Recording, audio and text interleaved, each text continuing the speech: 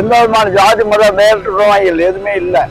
ஆனா விஜய் இதை பத்தி ஏன் பேசல, இதை பத்தி ஏன் கேட்கல, விஜய் இதை பத்தி ஏன் கேட்கல?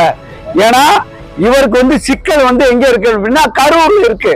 இந்த 41 பேர்கள் இறந்ததால விஜய்க்கு கரூர்ல சிக்கல் இருக்கிறதுனால, கரூர்ல சிபிஐ மட்டும் இல்ல, அதாவது சொல்ல போனா மொத்த தமிழ்நாட்டு மக்களுடைய மனதிலையும் இது ஓடிக்கிட்டு இருக்கு. ஏன்னா இவர் ஏன் போய் பார்க்கல, அந்த மக்களை பார்க்கல, இதை ஏன் பார்க்கல? இன்னைக்கு பார்க்கிறாரு அப்படின்னா அன்னைக்கு ஏன் பார்க்கல? அந்த நொடியிலே பார்த்திருக்கோமே, ஏன் பார்க்கல? அதுதான் இவருக்கு புடி எங்கன்னா கரூர்ல இல்ல, டெல்லியில இருக்கு. டெல்லி மத்திய கவர்மெண்ட்ல இவர் மத்திய கவர்மெண்ட்ல ஐக்கியம் ஆகிட்டாரு.